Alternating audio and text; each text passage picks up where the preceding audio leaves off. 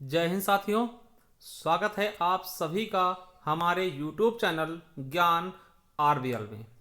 साथियों, हम आपको पता है कि एसएससी जीडी कांस्टेबल के लिए संपूर्ण हिंदी की क्लास लेकर के आ रहे थे और हमने आपसे बोला था कि मात्र 10 क्लास में संपूर्ण हिंदी एसएससी जीडी के लिए मैं कवर करा दूंगा और उसी के लिए दोस्तों निरंतर मैं प्रयासरत था। और आपको बता दें ये 9th क्लास है, 9वीं क्लास है। बस इसके बाद केवल और केवल एक ही क्लास बची है जिसे मैं बहुत ही जल्द पूरा करवा दूंगा और आपका पूरा का पूरा सिलेबस भी कंप्लीट हो जाएगा। देखिए आज के वीडियो हम क्या देखेंगे, गद्यांश। ठीक है, आपको पता 5 क्वेश्चन इससे पूछा था। देखिए 5 क्वेश्चन और आप समझ सकते हैं बिल्कुल फ्री। ठीक है, क्योंकि आप करना कुछ नहीं, केवल सही चीजें उठा के वहां पे फिल करना होता है। गद्यांश देखिए, इसमें गद्यांश क्या होते हैं आपको फिल इन द ब्लैंक्स के रूप में पूछे जाते हैं। ठीक है, तो बहुत ही अच्छे से आपको हम दिखाने वाले हैं और प्रीवियस ईयर क्वेश्चन करेंगे एकदम बेहतरीन ढंग से दोस्तों। पूरे 5 के 5 क्वेश्चन आप कर पाएंगे। यानी अब देखिए आपको पता है एक क्वेश्चन 2 नंबर का, यानी 10 नंबर के क्वेश्चन आप कर पाएंगे। ठीक है, तो चलिए आपको दिखाते हैं। 9वीं क्लास है। मैं एक चीज आपको दिखा दूं कि देखिए इसमें हमने देखिए कितनी क्लासेस देख चुके हैं, कौन कौन से देख चुके हैं। 10 क्लास हमने बताया था, 10 क्लास में पूरा संपूर्ण कंप्लीट करेंगे। देखिए पहला हमने देखिए पर्यायवाची देख चुके हैं, दूसरी हमने विलोम शब्द देख चुके हैं दोस्तों, और लोकोक्ति मुहावरे हो चुका है, शुद्ध वर्तनी देख चुके हैं भैया, शुद्ध वर्तनी कैसे लिखाती है। उसके अलावा 5वीं आपको बता दें कि वाक्य में भाग में त्रुटि है ना, भाग में किस भाग में त्रुटि है इसको भी देख चुके हैं। छठा वाक्यांश के लिए एक शब्द देख चुके हैं। 7वां रिक्त स्थानों की पूर्ति भी देख चुके हैं। ठीक है, और 8वां आपको पता है कि वाक्य में प्रतिस्थापित करना, वाक्यों में प्रतिस्थापित करना। ठीक है, कि अंडरलाइन जहां कौन सा चीज आएगा। और 9वीं क्लास है, गद्यांश देखेंगे। इसके बाद एक वाक्य अशुद्धि की बचेगी क्लास, उसको भी हम बहुत ही जल्द आपके समक्ष लेकर के हाजिर होंगे। ठीक है, अब देखिए आपकी अगर देखिए ये आठों के आठों क्लास आपने नहीं देखी हैं, ठीक है, तो आपको करना होगा, जाना होगा हमारे नीचे डिस्क्रिप्शन बॉक्स में। वहां पे साथियों आपको पूरी पूरी प्लेलिस्ट दिखेगी, ये देखिए। ठीक है, ये है आपकी प्लेलिस्ट एसएससी जीडी कांस्टेबल 2022 संपूर्ण हिंदी। इसको आप देख लीजिएगा, बेहतरीन ढंग से हमने एक तरीके से सज्जित किया पूरा का पूरा मैटर। पढ़ लीजिएगा, पूरी तरीके से दोस्तों समाप्त हो जाएगा। ठीक है, और अब हम दोस्तों इसके मॉक टेस्ट यानी कि एसएससी जीडी मॉक टेस्ट, ठीक है, इसको हम शुरू कर रहे हैं। इसमें आपको पता है बहुत अच्छे क्वेश्चन देखने वाले, इसको आप जरूर देख लीजिएगा। इसके अलावा मैं आपको बता दूं कि देखिए अगर आपकी स्टैटिक जीके कमजोर है तो स्टैटिक जीके देख लीजिएगा, यहां पे जाकर के बहुत ही अच्छे से आपको समझाया है। और उसके अलावा दोस्तों UP triple SC exam, video junior assistant forest SI सभी एग्जाम के लिए जो संपूर्ण हिंदी अगर आप पढ़ना है एसएससी जीडी को छोड़ के किसी भी एग्जाम के लिए संपूर्ण हिंदी चाहिए ना, तो आप इस वाली क्लास को ले लीजिएगा। ठीक है, तो चलिए दोस्तों शुरू करते हैं। तो साथियों अब हम 9वीं क्लास देखने वाले हैं और इसमें क्या देखेंगे, गद्यांश। ठीक है, और टोटल पता है कि पहले दोस्तों 5 क्वेश्चन आए थे। ठीक है, अब दोस्तों अगर 5 क्वेश्चन आते हैं 10 नंबर हो जाएंगे। पहले 5 क्वेश्चन 5 नंबर थे, इस बार दोस्तों प्रत्येक क्वेश्चन 2 नंबर का है, यानी 10 नंबर के अगर 5 क्वेश्चन आते हैं गद्यांश से तो आपको बहुत ही बेहतरीन से दोस्तों इनसे आपको अंक मिलने वाले हैं। तो चलिए दोस्तों शुरू करते हैं।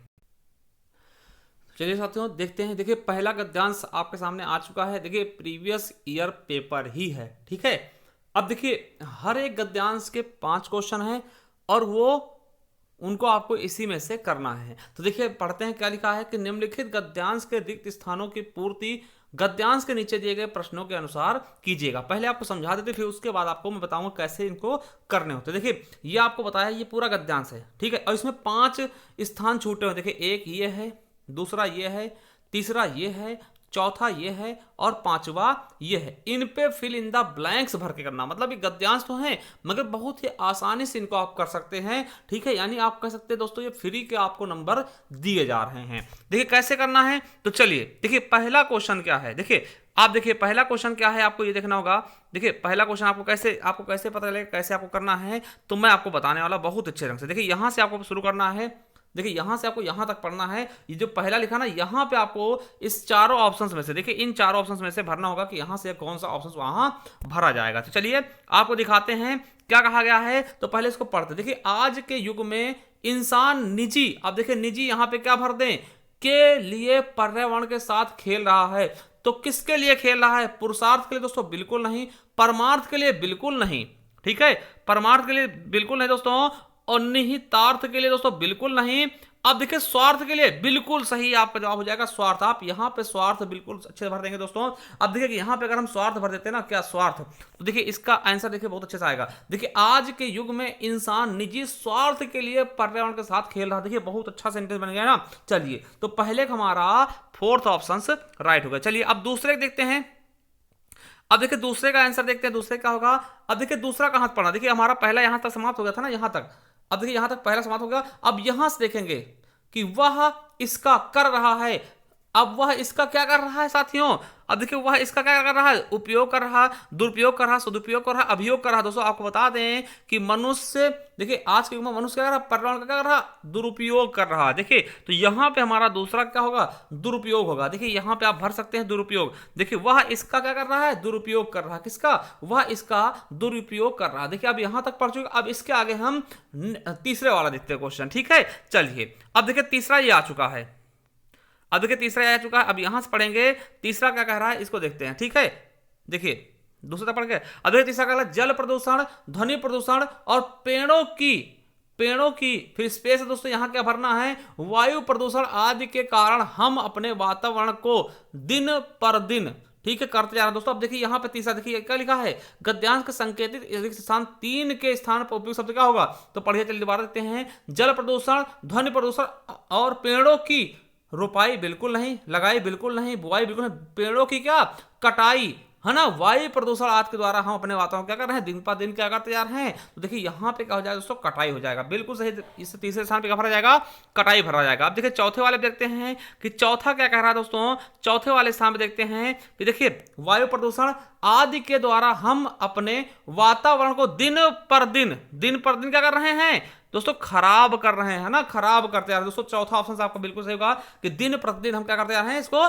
खराब करते जा रहे हैं। ठीक है अब चलिए पांचवा देखते हैं। अब देखिए पांचवे क्या होगा, अब देखिए यहां पर देखिए ये पांचवा ना, गद्यांश के संकेतित स्थान पांचवे के लिए उपयुक्त शब्द होगा। अब देखिए पांचवा क्या है कि इसका आने वाली पीढ़ी को भुगतना होगा। इसका क्या, इसका चिंता आने वाली पीढ़ी, बिल्कुल नहीं। इसका फायदा थोड़ी होगा, जब गलत कर रहा हो तो दोस्तों फायदा होगा नहीं, लाभ होगा नहीं। इसका दुष्प्रभाव दोस्तों आने वाली पीढ़ी को भुगतान करना होगा।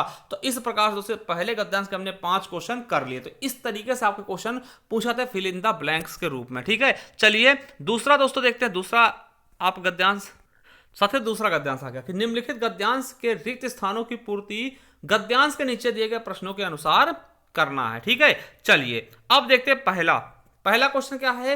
देखिए यहां से पढ़ना है, यहां तक आना है, पहला यहां तक। अब इस तक पढ़ के दोस्तों इनको भरना होगा यहां से। देखिए डिजिटल इंडिया में डेटा का डिजिटलाइजेशन आसानी से होगा, जो आगे चलकर चीजों को तेज और ज्यादा मजबूत बनाने में होगा। बनाने में क्या होगा, ज्यादा मजबूत बनाने में क्या, सहायक होगा दोस्तों, ना। देखिए विभाजक होगा नहीं, रोधक कोई शब्द नहीं, बाधक कोई शब्द नहीं यहां पे बनेगा। तो दोस्तों मजबूत बनाना होगा, बनाने में क्या होता, सहायक होता। दोस्तों हमारा यहां पे देखिए हमारा बिल्कुल सही, ए में क्या भर देंगे, सहायक, यानी कि पहले वाले रिक्त स्थान क्या होगा, सहायक, बिल्कुल सही हो जाएगा। ठीक है चलिए अब दूसरा देखते हैं। दूसरा क्वेश्चन क्या कह रहा है हमारा, देखिए अब यहां तक तो हो चुका, देखिए यहां तक हम कर चुके हैं। अब थोड़ा इसको जूम कर ले हल्का सा, ठीक है, हल्का जूम करके दोस्तों आपको दिखाते हैं। अब देखिए हमने यहां तक तो कर लिया, ठीक है। अब देखिए अब यहां से पढ़ेंगे, यह कागजी कार्य समय और मानव श्रम की भी करता है। क्या करता है भाई, मानव श्रम की भी हानि करेगा, बिल्कुल नहीं। व्यय करेगा, बिल्कुल नहीं। आय करेगा, बिल्कुल नहीं। बचत करता, आपको पता है कि डिजिटलाइजेशन से दोस्तों मानव श्रम बहुत कम होती है, यानी कि मानव श्रम, समय का भी बचत होता है, कागजी कार्यों का भी बचत होता है, यानी कि यहां पे क्या हो जाएगा, बचत हो जाएगा। ठीक है बिल्कुल अच्छे से। अब देखिए यहां तक हम पूरा कर चुके हैं। अब तीसरे क्वेश्चन की तरफ चलते हैं। देखिए तीसरा क्या है कि गद्यांश, देखिए गद्यांश में सांकेतिक रिक्त स्थान 3 के स्थान पे क्या होगा, तो देखिए तीसरा स्थान यहां शुरू होगा। अब यहां से पढ़ेंगे दोस्तों। देखिए सरकार और निजी क्षेत्र के बीच गठबंधन के द्वारा यह प्रोजेक्ट गति पकड़ेगा। देखिए गति रोकेगा नहीं, गति का हो तो दौड़ेगा नहीं, गति चलेगा नहीं, गति पकड़ता है, गति पकड़ेगा। ठीक है तो तीसरे स्थान पे भी हमने बहुत अच्छा सेंटेंस भर दिया कि भैया प्रोजेक्ट क्या करे, गति पकड़ेगा। ठीक है चलिए चौथा देखते हैं अब दोस्तों। देखिए चौथे स्थान पे क्या भरा जाएगा, और चौथे के लिए दोस्तों हमें यहां से पढ़ना होगा। ठीक है यहां से पढ़ना होगा। और चौथा क्या कह रहा है कि तेज गति नेटवर्क के साथ आपस में जुड़े हुए गांव बढ़े ठीक है, बड़े बदलाव से गुजरेंगे। किससे दोस्तों? बड़े लगाओ सुझाव चुनाव नहीं दोस्तों, बदलाव। आपको जब डिजिटलाइजेशन होगा ना तो गांव में क्या बदलाव आएगा। ठीक है, तो चौथे स्थान का दोस्तों बिल्कुल सही जवाब हो जाएगा बदलाव। ठीक है, चलिए अब आगे देखते हैं पांचवे का। देखते हैं दोस्तों पांचवा क्या कह रहा है। तो पांचवा कह रहा है भारत में सभी शहर, नगर और गांव तकनीकी होंगे। मतलब तकनीक होंगे दोस्तों, क्या होंगे? सभी नगर और गांव ज्यादा तकनीकी होंगे, बड़ी तकनीकी होंगे, कम तकनीकी, भारी। तो ज्यादा तकनीकी से होंगे ना, तो यहां पे दोस्तों ज्यादा भर जाएगा। तो देखिए 5 क्वेश्चन ये दूसरे के भी हो चुके हैं। देखिए इस तरीके से एकदम आसानी से आप हर एक गद्यांश को कर सकते हैं। चलिए तीसरा गद्यांश देखते हैं। तो सबसे तीसरा गद्यांश खुल चुका है। देखिए क्या कह रहा है कि निम्नलिखित गद्यांश के रिक्त स्थानों को पूर्ति गद्यांश के नीचे दिए गए प्रश्नों के अनुसार करना है। देखिए डिजिटल इंडिया एक ऐसा प्रोजेक्ट है। देखिए डिजिटल इंडिया से ही दूसरा भी आ चुका ना। अब देखिए यहाँ पे हम देखते हैं। देखिए यहाँ पे पहले का ऑप्शन क्या होगा, तो इसको छोटा करते हैं, इसके 4 ऑप्शन दिखाते हैं। अब देखिए 4 ऑप्शन ये हो गए। अब देखिए पढ़ना आपको, और इससे पहले समय भरना क्या है। देखिए डिजिटल इंडिया एक ऐसा प्रोजेक्ट है जिसका भारत को एक बेहतर बनाने का लक्ष्य। देखिए जिसका उद्देश्य बिल्कुल नहीं, देखिए जिसका लक्ष्य भारत को बेहतर राष्ट्र बनाना, बिल्कुल दोस्तों। ठीक है, लक्ष्य होता किसी चीज को बेहतर बनाने के लिए आप लक्ष्य का ही प्रयोग करते। देखिए डिजिटल इंडिया एक ऐसा प्रोजेक्ट है जिसका लक्ष्य भारत को एक बेहतर राष्ट्र बनाना है, बिल्कुल सही।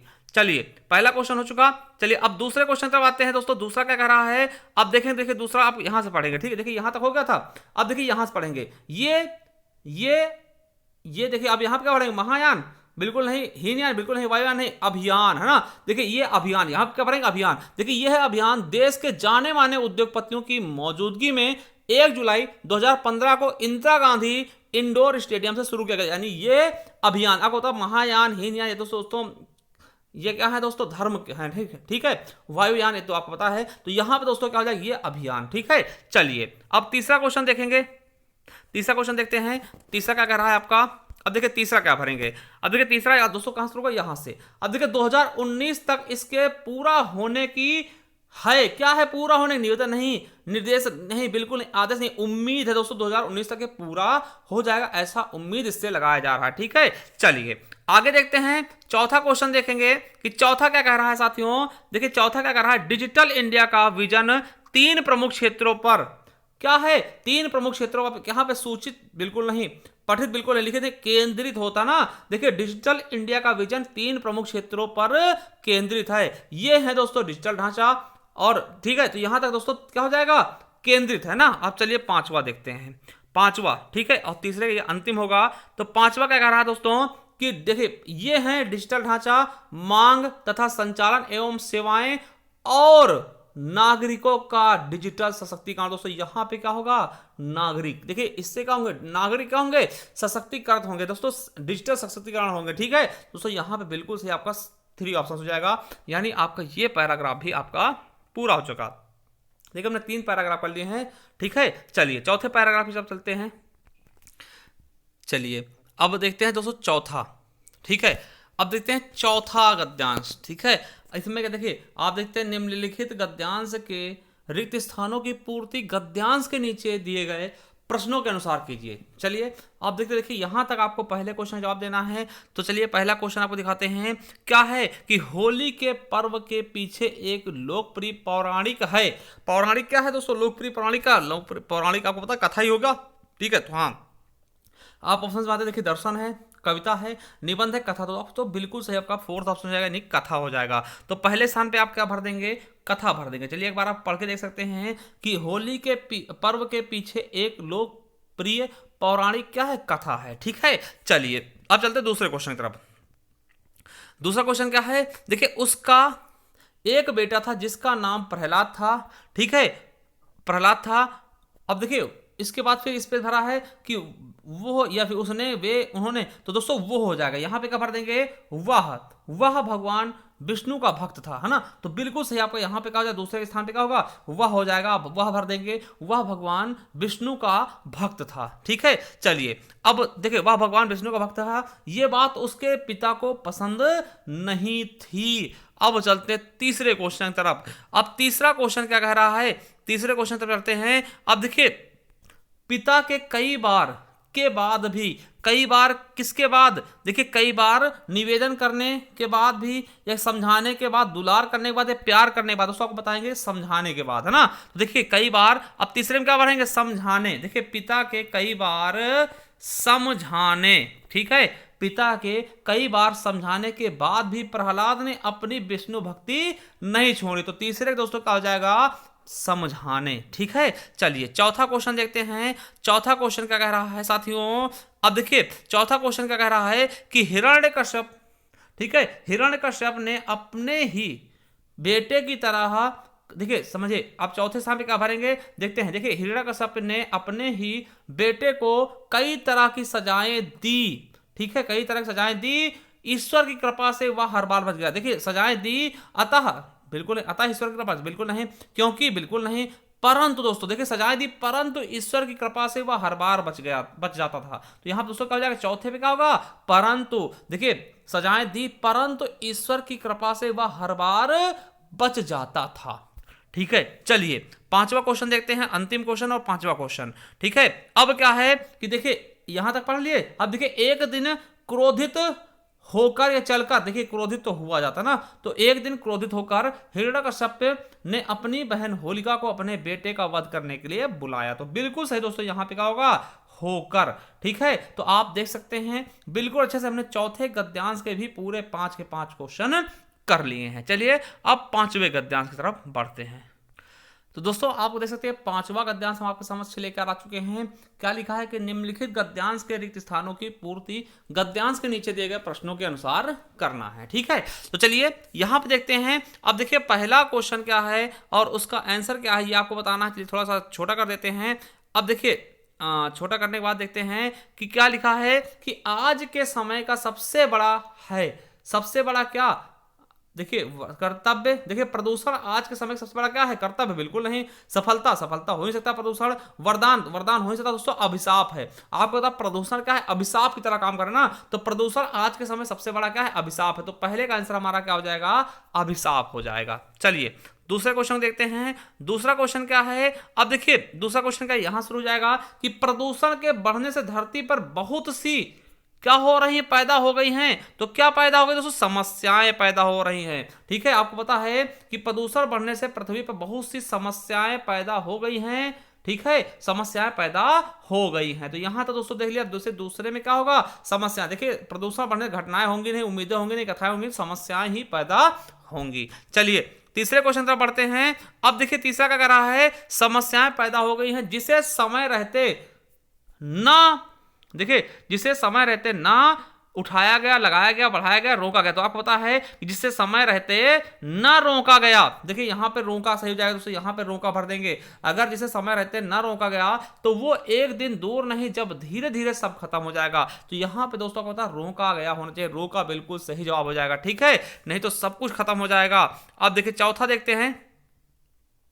प्रदूषण के तत्व द्वारा उत्पन्न किए गए पदार्थ का वेस्ट मटेरियल होते हैं जो प्राकृतिक संसाधन जैसे कि वायु, जल और भूमि आदि को प्रदूषित करते हैं। दोस्तों प्रदूषण के तत्व किसके द्वारा उत्सर्जित होते हैं दोस्तों, मनुष्य के द्वारा, ठीक है। प्रदूषण के तत्व मनुष्य द्वारा उत्पन्न किए गए पदार्थ या वेस्ट मटेरियल होते हैं जो प्राकृतिक संसाधन जैसे कि वायु, जल और भूमि आदि को प्रदूषित करते हैं। तो दोस्तों बिल्कुल सही हो जाएगा हमारे चौथे का मनुष्य, ठीक है। चलिए अगला देखते हैं, पांचवा देखते हैं और ये अंतिम होगा हमारे पांचवें पैराग्राफ का अंतिम क्वेश्चन होगा। क्या कर रहा है, प्रदूषण, जहरीली गैस, कीटनाशक, शाकनाशी, ध्वनि, कार्बनिक मिश्रण, रेडियोधर्मी पदार्थ हो सकते हैं। रेडियोधर्मी क्या पदार्थ हो सकते हैं दोस्तों, बिल्कुल अच्छे से आपको समझ में होगा। ये हमने पांचवा भी पूरा का पूरा देख लिया। चलिए आगे देखते हैं। साथियों देखिए ये हमारा छठा पैराग्राफ और छठे पैराग्राफ यानी हमारा लास्ट पैराग्राफ होगा, क्योंकि हमने देखिए यहां से हम पूरे देखिए हर एक पैराग्राफ के हमने 5-5 क्वेश्चन देखें, 6 पंचे 30 क्वेश्चन हो जाएंगे। और आई होप दोस्तों आपको समझ में आ जाएगा, क्योंकि ये ज्यादा कुछ कठिन है भी नहीं, ठीक है। तो चलिए छठा पैराग्राफ है, छठा पैराग्राफ देखते हैं। छठा गद्यांश है कि निम्नलिखित गद्यांश के रिक्त स्थानों की पूर्ति गद्यांश के नीचे दिए गए प्रश्नों के अनुसार कीजिए। चलिए देखते शुरू करते हैं। देखिए आदमी की पहचान उसकी से होती है दोस्तों, उसकी किससे होती है? शिक्षा से बिल्कुल नहीं। खान पान से उसकी पहचान होती है बिल्कुल नहीं। पहनावे से बिल्कुल नहीं। कहते ना उसकी भाषा से उसकी पहचान हो जाती है दोस्तों। कैसा आप बोलते हैं ना, आपको तुरंत बता देगा दोस्तों आपके संस्कार कैसे हैं, भाषा से। ठीक है, तो आदमी की पहचान उसकी किससे होती है? भाषा से। दोस्तों यहाँ पे भाषा शब्द भर दिया जाएगा, यानी हमारा पहले का देखिए क्या हो जाएगा, चौथा स्थान। ठीक है, तो उसकी पहचान किससे होती है? भाषा से। चलिए आगे देखते हैं। ठीक है, अब देखिए आदमी की पहचान उसकी भाषा होती है, हम देख चुके हैं। अब देखिए और आगे देखते हैं। और आदमी देखिए और भाषा संस्कार से बनती है। जैसे देखिए जिसके जैसे संस्कार होते हैं वैसी ही उसकी भाषा होगी।